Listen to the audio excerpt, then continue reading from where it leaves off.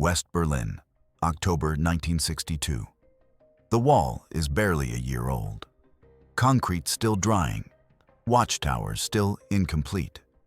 400 meters from Checkpoint Charlie, a small English-language bookshop opens its doors on Kurfürstendamm, selling Shakespeare, Orwell, and second-hand paperbacks, while East German intelligence officers keep walking in, believing it's neutral ground, believing it's safe.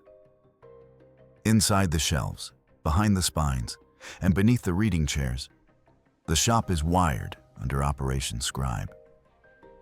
For 9 years, the Cold War's most sealed intelligence state talked freely inside a bookstore, until one man defected and everything collapsed. This is the story of how MI6 turned a West Berlin bookshop into a spy base. By 1961, Berlin had transformed from a city into a pressure chamber. The construction of the Berlin Wall severed human movement, intelligence access, and informal contact almost overnight. For Britain's secret intelligence service, known as MI6, East Germany became the hardest target in Europe. The German Democratic Republic's Ministry for State Security, the Stasi, ran the most pervasive internal surveillance system ever constructed. Penetration rates collapsed. Agents inserted across the sector border were rolled up within weeks. Technical collection from the West failed to answer basic questions. Soviet missile deployments, Warsaw Pact mobilization timelines, even which East German officers were secretly working for Moscow. The numbers told the story. Between August 1961 and December 1961, MI6 lost contact with 17 assets operating in East Berlin. 12 were confirmed arrested, 3 vanished entirely, 2 made it out with nothing but the clothes they wore. By early 1962, British intelligence possessed virtually no human intelligence from inside the German Democratic Republic. Signals intercepts captured encrypted radio traffic, but revealed nothing about intentions.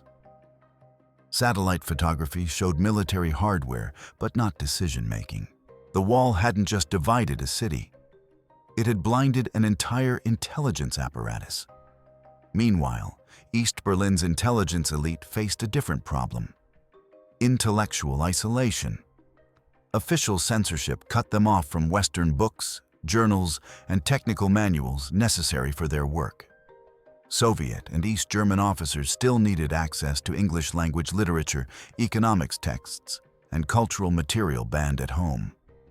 A KGB counterintelligence officer studying Western recruitment methods couldn't access American psychology textbooks. A Stasi analyst tracking NATO economic policy couldn't read Financial Times archives. They needed neutral spaces where asking questions didn't trigger internal reports. That tension between a sealed police state and its own curiosity created a vulnerability no one initially recognized.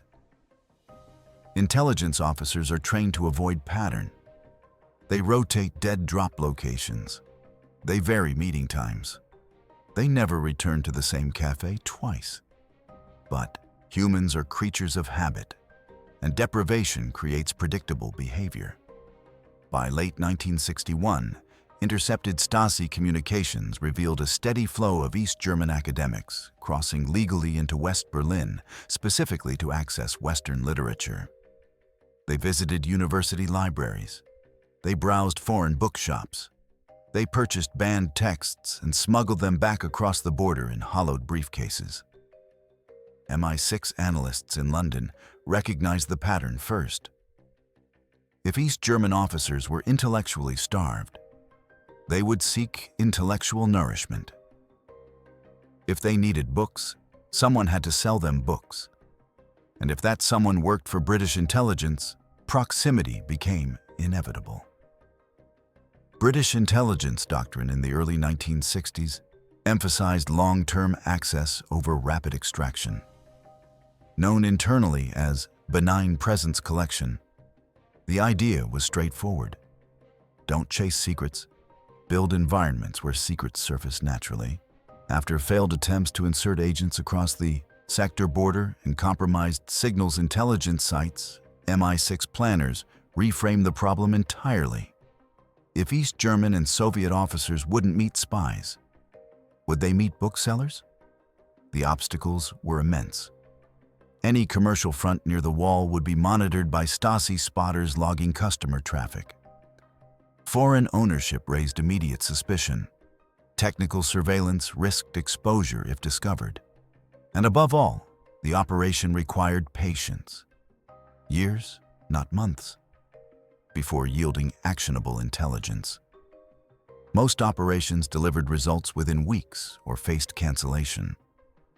This one demanded institutional commitment to an invisible, slow-burning collection platform. The doctrine fit a broader MI6 strategy emerging from failures in Eastern Europe. Traditional agent running, identifying, recruiting, and extracting sources had become nearly impossible against sophisticated counterintelligence states. But those same states struggled with passive collection environments. A wiretapped hotel room generated suspicion. A bookstore did not.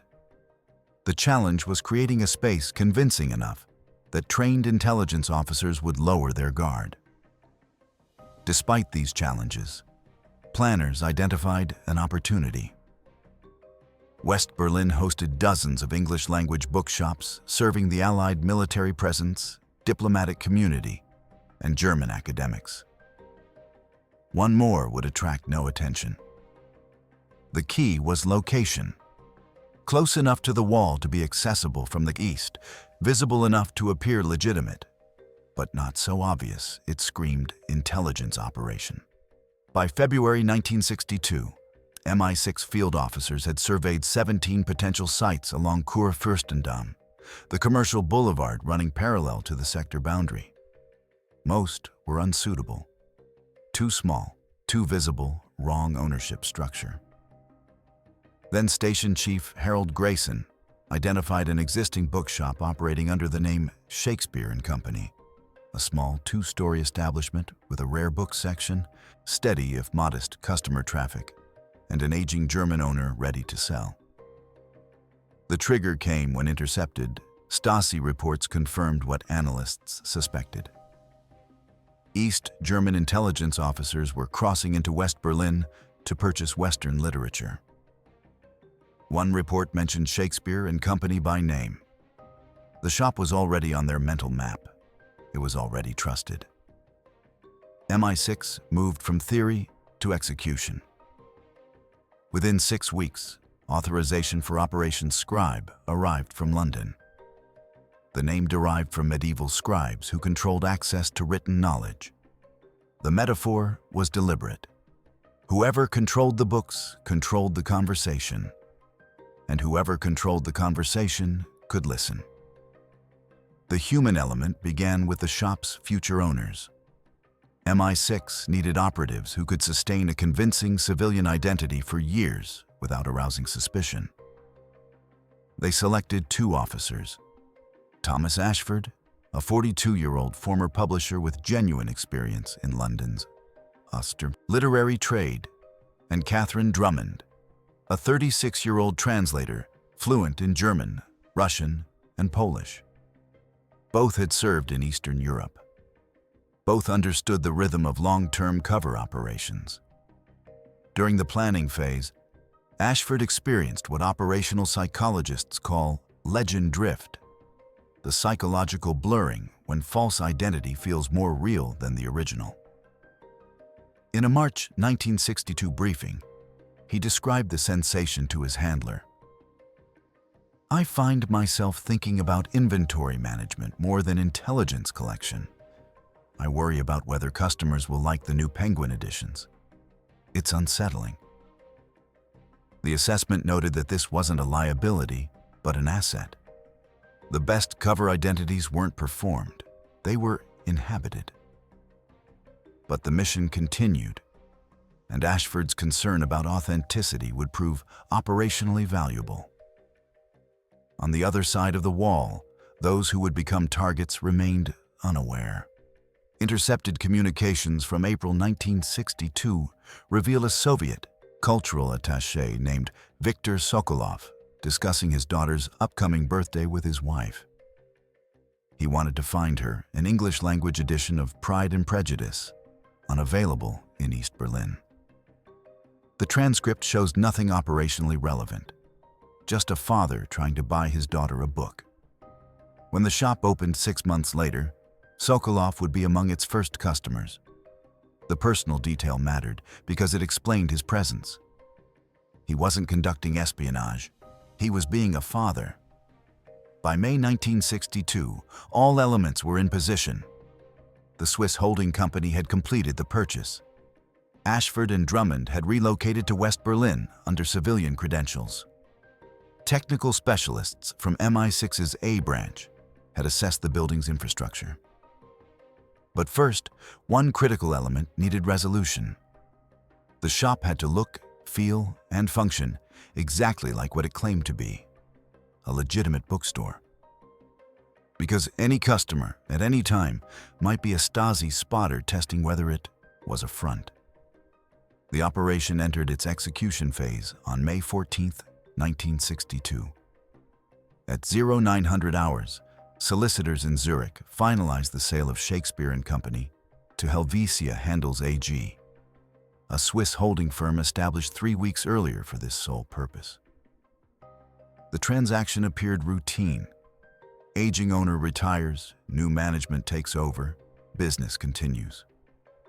Within 72 hours, the previous owner had relocated to Munich with a generous pension. No one asked questions. Ashford and Drummond arrived in West Berlin on May 18th.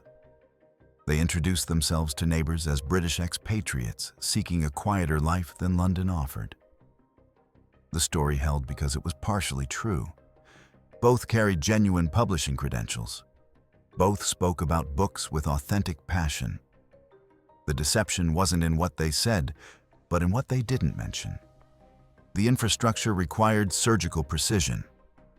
Between May 21st and June 8th, MI6 technical specialists posing as electrical contractors rewired the building.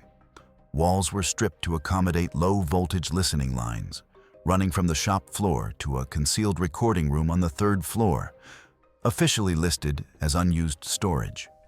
The work occurred at night under cover of inventory restocking. Neighbors saw delivery trucks. They heard renovation noise. Nothing unusual for a business changing ownership. Reading chairs were replaced with custom-built frames designated Models C1 through C6, each containing vibration microphones, specifically Model T12 contact mics, developed by MI6 Technical Services Division. These devices were sensitive enough to capture whispered German over ambient noise at distances up to 3 meters. The chairs looked identical to standard bookshop furniture. The difference was internal, embedded sensors converting surface vibrations into electrical signals. A false ceiling above the rare books alcove in the rear of the shop concealed 2 pinhole cameras, designated Archive Room Camera 1 and Archive Room Camera 2. Each provided a 120-degree field of view, feeding into the recording room via fiber optic cables invisible without dismantling the ceiling itself. The cameras operated continuously during business hours, capturing everyone who entered the restricted section where banned Soviet technical manuals and out-of-print political texts were stored. The team structure was deliberately thin to minimize exposure. Ashford and Drummond posed as co-owners, handling customer interaction and daily operations. 2 local German staff members, Frau Keller, an elderly woman hired for authenticity, and Herr Stolz, a university dropout genuinely passionate about literature, were employed without knowledge of the operation. Both were vetted for reliability, not awareness. If questioned by Stasi, they could truthfully say they knew nothing beyond selling books. Technical maintenance was conducted exclusively at night by specialists, entering through a rear service door accessible from an adjacent alley. Equipment checks occurred every 72 hours. Tapes were changed every 48 hours.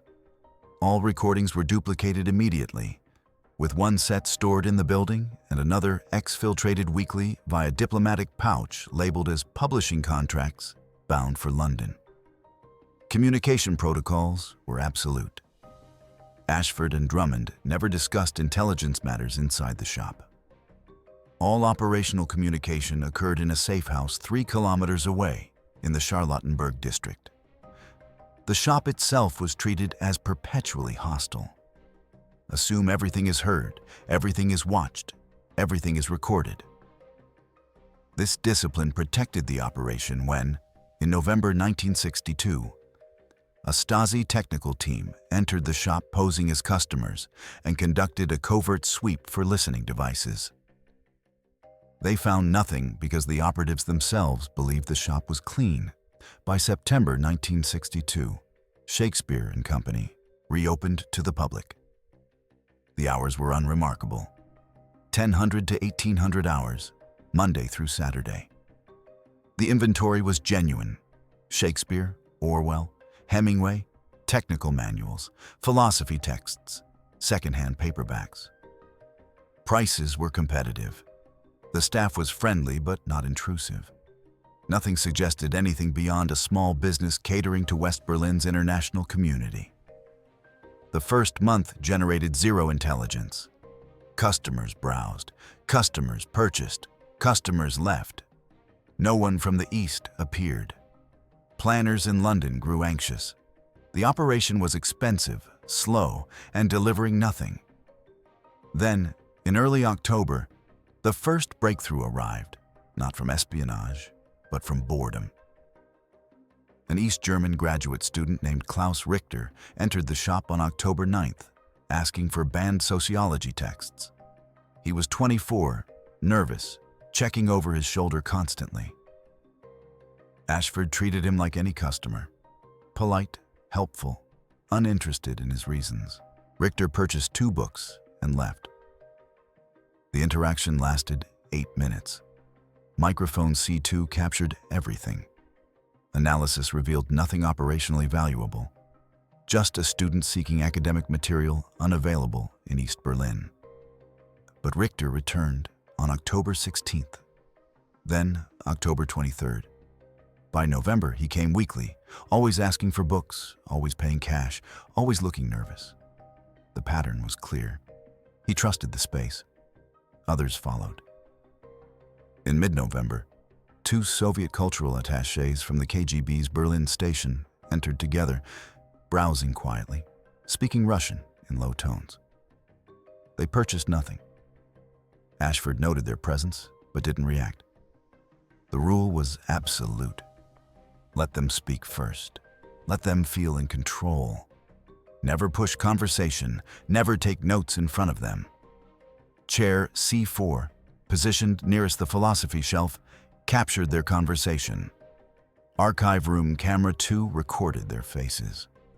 Cross-reference with MI6's Berlin station database confirmed their identities. Major Yevgeny Petrov and Captain Alexei Sorokin, both assigned to counterintelligence operations targeting NATO. Their visit generated the first actionable intelligence from Operation Scribe. Not what they said, but that they came at all. Complications emerged quickly. Stasi spotters began logging repeated visits by the same individuals. One surveillance report from November 27th noted suspicious regularity of Eastern nationals accessing Shakespeare Company. The Stasi didn't suspect the shop itself yet, but they suspected the customers might be targets of Western recruitment. Then, on November 19th at 14:30 hours, listening device C3 failed. A solder joint inside the microphone housing cracked, causing the device to emit a faint electrical hum audible in the otherwise quiet shop. A customer near chair C3 paused, tilted his head, and looked around. The failure occurred during business hours with multiple people present.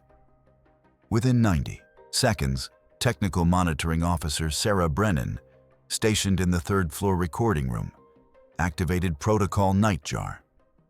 an emergency remote cutoff shutting down the compromised microphone. The hum stopped. The customer resumed browsing. The failure was logged. The device replaced that night. No exposure occurred, but the incident revealed how fragile the operation remained. The execution window truly opened in March 1963, when a Soviet missile engineer codenamed Volga 7 requested a private reading space to review English technical manuals unavailable in Moscow. He was 39, balding, soft-spoken, and desperately curious. Ashford offered him the rare book's alcove, explaining it provided quieter atmosphere for serious study. Volga 7 returned every Wednesday afternoon at 1500 hours. He spent 2 hours reading, occasionally making notes, never purchasing anything. Archive room camera 2 captured every page he consulted. Microphone C5, positioned beneath his preferred chair, recorded every muttered comment he made to himself.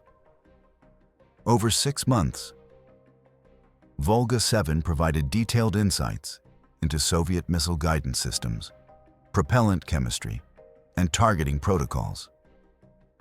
Not through deliberate espionage, but through the questions he asked and the sections he studied. By 1964, the bookstore had become what MI6 analysts called an intelligence gravity well, a location that attracted targets naturally without overt recruitment. Conversations were cataloged by time, seating position, and subject matter. Chair C4 yielded repeated discussions on Warsaw Pact fuel logistics between 2 East German officers who met there monthly. Archive room camera 2 captured document handoffs disguised as book exchanges. One officer leaving a hollowed encyclopedia on the shelf, another retrieving it an hour later.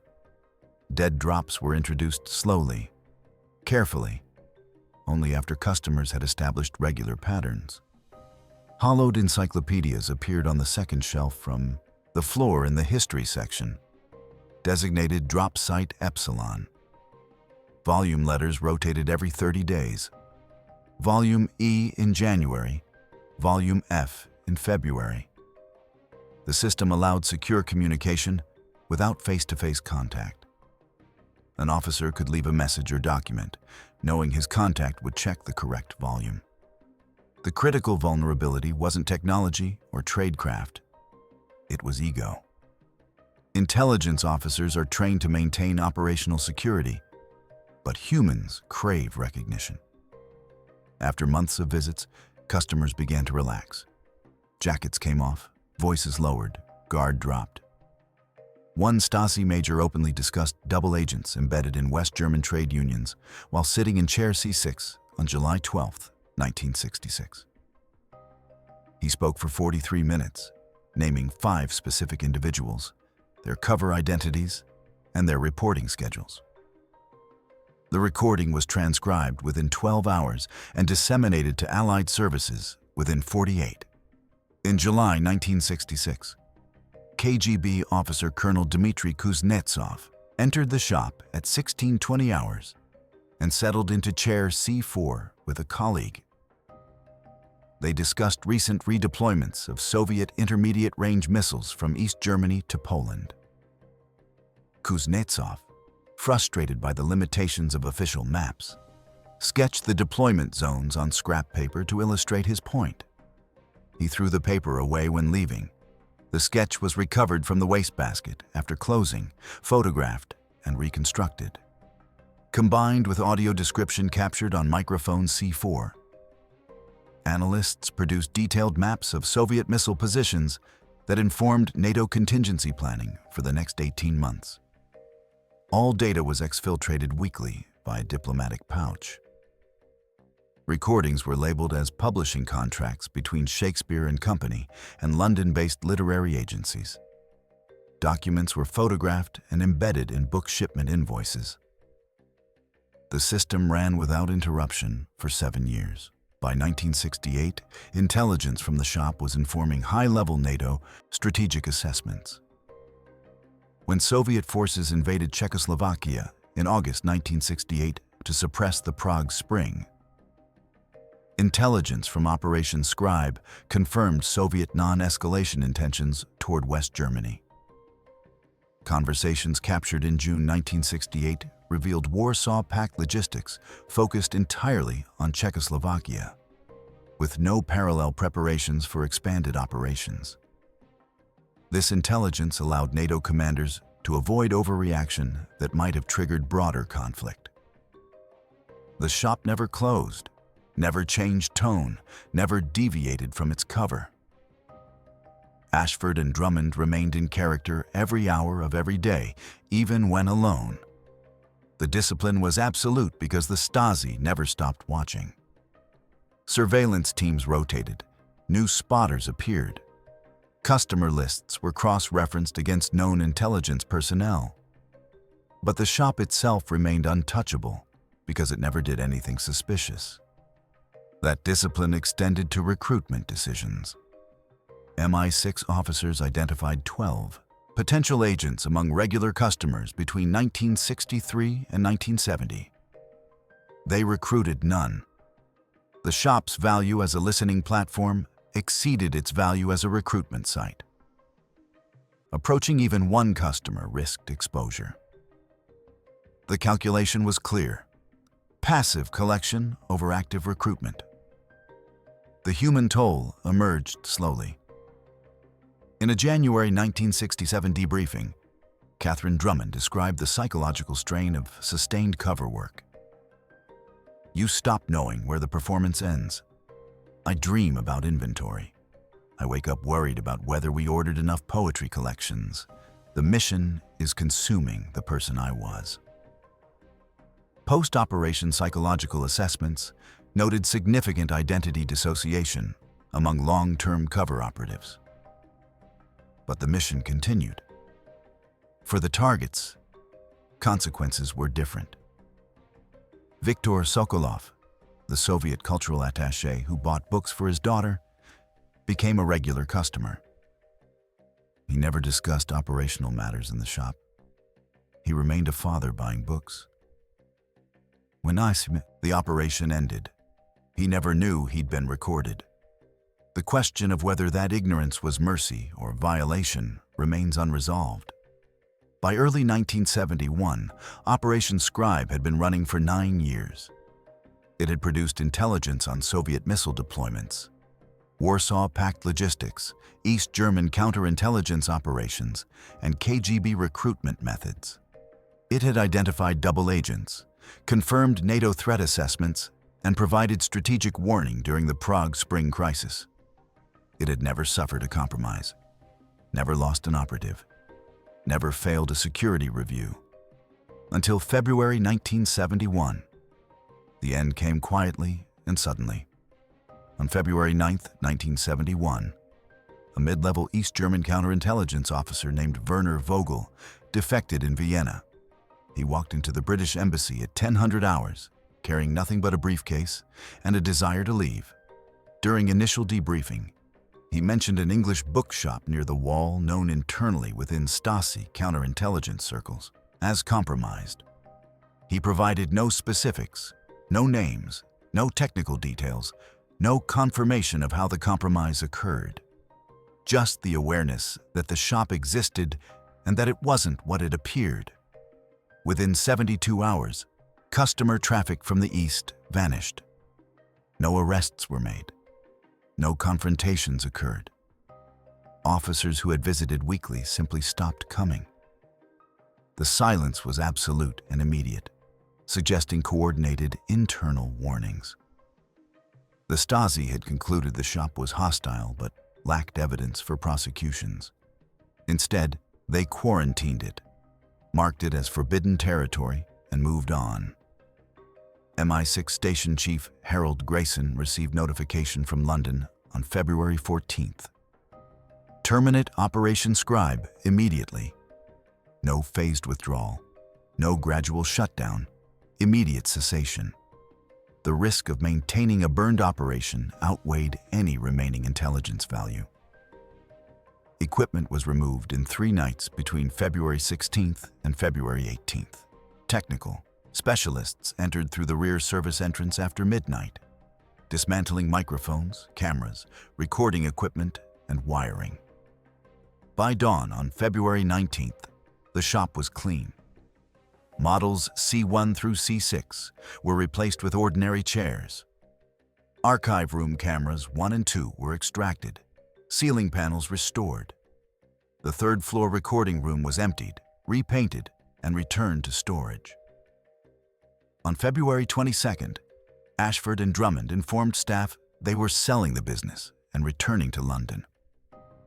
Frau Keller and Herr Stolz expressed sadness, but no suspicion.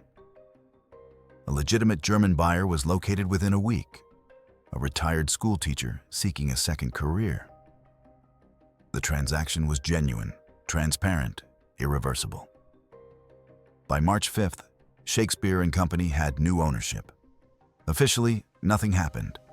No public acknowledgement, no diplomatic protest, no media coverage. The operation never existed. Privately, analysts acknowledged the loss of one of the most productive human access platforms of the Cold War.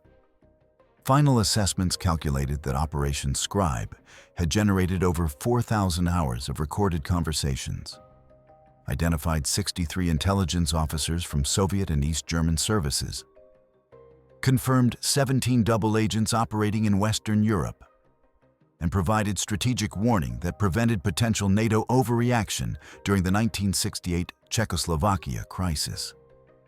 The intelligence-to-cost ratio exceeded every conventional agent-running operation during the same period. Strategically, the operation reshaped Western thinking on access-based intelligence. It proved that surveillance states fail not because of technical gaps, but because humans still need places to breathe. The insight informed subsequent operations in Moscow, Prague, and Warsaw, creating neutral spaces where isolation drove targets toward exposure. The unintended consequence was lasting mistrust. After Vogel's defection, East German and Soviet intelligence services reassessed all cultural contact points in West Berlin. Legitimate bookshops faced increased surveillance. Academic exchanges tightened. Cultural programs were scrutinized. The neutral spaces that allowed human connection disappeared, replaced by suspicion and control. The Cold War grew colder. Was this brilliance or betrayal? From one perspective, Operation Scribe was espionage at its finest. No coercion, no blackmail, no blood. Just listening where people chose to speak. Officers who entered the shop did so voluntarily.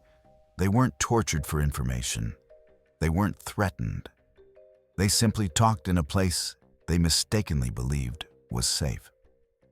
From another perspective, it was deception at its most intimate, turning curiosity, culture, and trust into weapons. A man buying books for his daughter became a surveillance target. A student seeking banned academic texts triggered intelligence reports. The shop weaponized the human need for knowledge, exploiting intellectual isolation as a vulnerability. The question isn't whether the operation was effective. It was. The question is whether intelligence agencies, in protecting society, have the right to poison the everyday spaces where society happens. When a bookstore isn't a bookstore, when a conversation isn't private, when trust is tactical, what remains? Intelligence officers will argue necessity. The Cold War demanded innovation. The stakes justified the methods. Without operations like Scribe, NATO would have faced Soviet forces blind, increasing the risk of miscalculation and war. The intelligence gathered prevented conflict, saved lives, and maintained strategic balance. Viewed through this lens, the operation was morally defensible because the alternative was worse. Critics will argue corruption of civil society. When intelligence services turn bookstores into listening posts, they transform culture into a battlefield and trust into a liability. The long-term cost isn't measured in blown operations, but in social cohesion. If every neutral space might be hostile, society contracts into paranoia. The Stasi learned this lesson too late. MI6 risked teaching it to the West. Both arguments contain truth. Intelligence operations exist in moral gray zones where competing goods collide. Protecting citizens requires secrets. Maintaining democracy requires transparency. These values cannot be perfectly reconciled, only balanced against specific threats in specific moments. What's your take? Was Operation Scribe justified espionage or an unacceptable violation of civilian space? Does the fact that targets entered voluntarily matter? Or does the deception itself constitute coercion? When intelligence agencies weaponize everyday life, do they protect society or quietly poison it? Drop your perspective in the comments.